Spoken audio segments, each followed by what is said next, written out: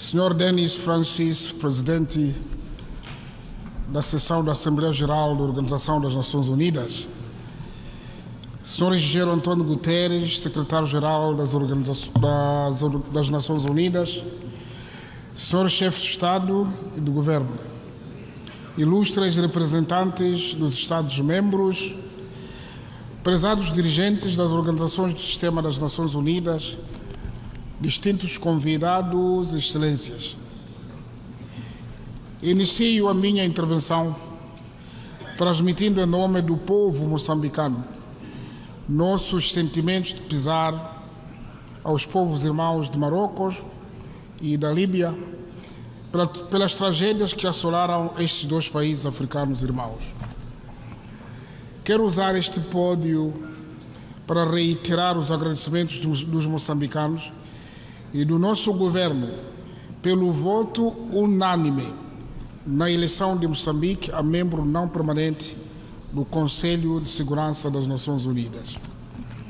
A nossa participação no Conselho de Segurança tem nos permitido partilhar a nossa experiência na construção da paz e reconciliação nacional, contribuindo para a promoção da paz e segurança internacionais. Sr. Presidente da Sessão, Excelências, em setembro de 2015, nesta mesma sala, aprovamos os Objetivos de Desenvolvimento Sustentável que corporizam a Agenda 2030. Como líderes, assumimos em nome dos nossos povos o compromisso de reduzir a pobreza em 17 áreas-chave e criar um mundo melhor para todos, sem deixar ninguém atrás. O relatório do progresso que apreciamos ontem no painel de alto nível mostra claramente que o mundo continua a enfrentar várias crises interligadas que comprometem o alcance da Agenda 2030. De facto, a crise pandêmica de Covid-19, os desastres naturais decorrentes das mudanças climáticas e os conflitos armados, incluindo terrorismo e extremismo violento, fazem com que milhões de pessoas continuem a viver na pobreza, sem alimentação adequada, sem acesso aos serviços de saúde e educação.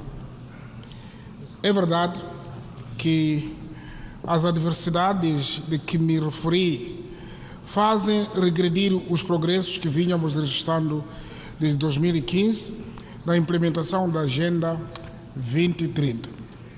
No entanto, continua a ser a principal causa do insucesso desta agenda a ausência da confiança e solidariedade entre os que têm muito e aqueles que têm pouco ou quase nada. Mesmo entre os que têm muito, ao invés de cultivar a confiança e solidariedade, gastam os seus recursos e investimento numa competição guiada pela desconfiança. Por isso, saúdo Vossa Excelência Dr. Denis Francis, presidente desta sessão, pelo tema que nos sugeriu, relativo à reconstrução da confiança e revitalização da solidariedade global. É um tema crucial da concretização da Agenda 2030 sobre o desenvolvimento sustentável em prol da paz, progresso e prosperidade, sustentabilidade da humanidade. Excelências, na minha intervenção tentarei centrar a atenção sobre a paz e segurança, combate ao terrorismo, mudanças climáticas, transição energética, economia azul e conservação ambiental, em observância ao tema sugerido. Paz e segurança. Falando sobre a questão da paz e segurança, várias regiões do mundo vivem um ciclo vicioso de conflitos e instabilidades armados, sobretudo em África. São milhares de preciosas vidas que se perdem. O número de refugiados e deslocados aumentou em mais de 50% só no ano passado. Apesar de esforços multilaterais e várias iniciativas de paz a nível do Conselho de Segurança das Nações Unidas e das organizações regionais, a guerra na Ucrânia e noutras regiões prevalece, perigando a paz, a segurança e a economia global. O meu próprio país, Moçambique, experimentou ciclos de conflitos armados, por vezes fomentados por forças alheias aos interesses nacionais. Mas a sua resolução só foi possível na base do diálogo construtivo, assente na confiança e respeito mútuo. Foi assim que, em 2019, aprovamos a nova lei de descentralização provincial. Agora em curso, e em agosto de 2019, assinamos o Acordo de Paz e Reconciliação, também designado por Acordo de Maputo. Em junho deste ano, encerramos a última base da Renamo, partido que permanecia armado, marcando a conclusão da fase de desarmamento e desmobilização. A fase crucial agora é a reintegração dos ex-guerrilheiros na sociedade, incluindo o pagamento das suas pensões, embora não previstas por lei. Gostaríamos de agradecer, pois este processo conta com o apoio das Nações Unidas e outros parceiros multilaterais e bilaterais. Terrorismo, silências. Ao mesmo tempo que procuramos encerrar um capítulo do processo de paz e reconciliação nacional, Moçambique é confrontado com o fenômeno nefasto do terrorismo, concretamente na província de Cabo Delgado, no norte do país. Em março deste ano, a quando da presidência rotativa de Moçambique no Conselho de Segurança, tivemos a oportunidade de partilhar em detalhe a nossa experiência no combate ao terrorismo. Por um lado, a nossa estratégia assenta no reforço das ações combativas das Forças de Defesa e Segurança moçambicanas, com apoio inicial do contingente do Ruanda e a força multilateral da SADC, que designamos por SAMIM. Temos estado a alcançar sucessos visíveis no terreno, apesar dos terroristas continuarem a criar terror e medo de forma esporádica em aldeias isoladas. Com a melhoria da ordem e tranquilidade, as populações têm estado a retornar em massa para as suas zonas de origem, recomeçando a sua vida com normalidade. Esta é a experiência pioneira de combinação de intervenção bilateral e multilateral. É também exemplo de solução de problemas africanos antes por próprios africanos. Contudo, a questão que se coloca é a necessidade de apoio substancial a estes países que, de forma direta e interventiva, combatem conosco o terrorismo em Moçambique, de modo a tornar sustentáveis as operações ainda em curso. Neste momento, o desafio é a reconstrução das infraestruturas e a consolidação da coesão social, cujas ações decorrem no quadro de um programa estratégico de desenvolvimento integrado na Zona Norte, que designamos por PREDIN, que conta com o apoio de parceiros, que igualmente apelamos à vossa solidariedade, outra vertente da nossa estratégia de combate ao terrorismo e às fragilidades. Mudanças climáticas. As mudanças climáticas constituem a principal crise da humanidade neste século. Esta não é uma nova descoberta, por isso que os discursos em torno desta matéria quase que se repetem. Há várias décadas que evidências científicas mostram que o nosso planeta está à beira de uma catástrofe climática. No entanto, apesar das evidências e dos compromissos assumidos anualmente nas várias conferências sobre mudanças climáticas, a situação tem estado a agravar-se. Tal como acontece com os conflitos, a causa principal da crise climática é falta de confiança, falta de solidariedade, adicionado pelo egoísmo de alguns países. Os países que mais poluem continuam com as emissões que causam o aquecimento global e as mudanças climáticas.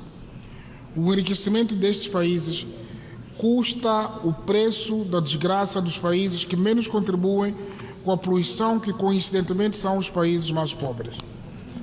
Como consequência, as ondas de calor ciclones, cheias, secas, terremotos, subida do nível do mar, as queimadas descontroladas e outros fenômenos extremos tornam-se cada vez mais frequentes em todas as partes do globo. No caso de Moçambique, devido à sua localização geográfica, sofre ciclicamente o impacto devastador dos desastres naturais. Os últimos maiores ciclones, isto é, Idai, Kenneth e Fred, provocaram centenas de mortes e perda de danos avultados na ordem de bilhões de dólares. Até o momento, não conseguimos recuperar nem um terço dos danos registrados. No entanto, os apoios dos parceiros têm sido muito abaixo das promessas e das necessidades. Em muitos casos, quando estes apoios surgem, os parceiros preferem gerir os fundos fora dos mecanismos acordados com o governo, ocasionando a sobreposição em zonas ou em programas de pouco impacto para as comunidades. Como consequência, parte substancial dos fundos são gastos em capacitações e ou conferências, questões burocráticas do que propriamente no apoio direto às populações afetadas, o que mais uma vez denota de falta de confiança e solidariedade. Como forma de mitigar o sofrimento das populações, temos estado a promover soluções internas da consolidação do sistema de gestão de desastres, com o envolvimento dos atores públicos, privados, sociedade civil e as comunidades locais, tendo como foco a prevenção e adaptação. Desta forma, temos conseguido reduzir o impacto dos desastres naturais, fato pelo qual Moçambique tem merecido o reconhecimento a nível da SADC, da União Africana e das agências das Nações Unidas. Senhor Presidente, Excelências, transição energética. A transição energética é um imperativo global visando construir sociedades mais resilientes e sustentáveis. No entanto, defendemos que a transição energética deve ser justa e deve servir de rampa de modo a permitir aos países pobres encontrar uma janela de oportunidade na diversificação da matriz energética, por forma a consolidar a sua economia. A transição energética requer investimentos de vulto em projetos de geração de energia a partir de fontes limpas. Mais uma vez, convida-se aos países mais industrializados para serem solidários e incrementando o financiamento climático. Moçambique é uma referência regional pela diversidade da sua matriz energética, que inclui barragens hidroelétricas, com destaque para Cahora Bassa, centrais solares e eólicas, estando em curso o projeto de construção da barragem de Mpanda-Ankua. No ano transato, Moçambique juntou-se ao grupo de países produtores e exportadores do gás natural liquefeito, um passo importante na aceleração da transição energética. Atualmente, o setor energético é dominado pela energia hídrica, com capacidade de 2.172 megawatts solar, com 95 megawatts e gás, 441 megawatts e a diesel, 120 megawatts, com potencial de entrada em operação da central térmica de Temane no último trimestre do próximo ano, com capacidade de 450 megawatts e com um ciclo de maturação mais prolongado, a nova hidroelétrica de Mpanda-Ankua, com capacidade de 1.500 megawatts em 2030. De igual modo, Moçambique aposta no desenvolvimento da economia azul para optimizar os recursos da extensa zona econômica exclusiva ao longo da costa, com 2.700 quilômetros. Conservação do ambiente. Somos igualmente um país com uma legislação ambiental robusta que incorpora as principais convenções internacionais, incluindo o Acordo de Paris, a Convenção sobre a Proteção de Espécies em Riscos de Extinção, CITES, entre outras. No quadro No quadro do compromisso determinado pelo país NDC em 2021, Moçambique tornou-se o primeiro país africano a receber pagamentos do Fundo do Banco Mundial por reduzir as emissões provenientes do desmatamento e da degradação florestal. No ano passado, lançamos a iniciativa regional sobre manejo sustentável da floresta do Miombo, que culminou com a adoção da Declaração de Maputo, endossada por 11 países da SADC. A floresta do Miombo é o maior ecossistema de florestas tropicais do mundo, dominado por 3 espécies e que se estende por mais de 2.574 km de comprimento ao longo da grande bacia do Zambeze, abarcando 8 países da África Austral. Nesta iniciativa, que visa projetar a natureza, contamos com o apoio dos parceiros multilaterais e bilaterais na conservação da floresta do Miombo, que muito pode contribuir no sequestro do carbono no planeta. Excelências, os desafios que a humanidade enfrenta na atualidade são gigantescos, porém, as soluções estão ao nosso alcance. Nós, os líderes aqui presentes, temos a responsabilidade histórica de salvar o planeta a bem das gerações vindouras. As áreas prioritárias que requerem uma ação urgente estão claramente identificadas com a matriz de soluções já definidas, das quais destacamos 3. Primeiro, precisamos de renovar a nossa vontade política e redobrar esforços para acelerarmos a concretização das metas da Agenda 2030. Não precisamos de produzir discursos analíticos. O que é importante é cada um agir com força e recursos que se dispõe. Segundo, temos que intensificar políticas integradas, com ações concretas de erradicação da pobreza, redução das desigualdades e a preservação da natureza, empoderando as mulheres, os jovens e outros grupos vulneráveis. Terceiro, devemos fortalecer a parceria internacional e o multilateralismo, tendo como base o sistema das Nações Unidas. No entanto, 78 anos depois da criação das Nações Unidas, o mundo conheceu profundas transformações, o que requer reformas também profundas.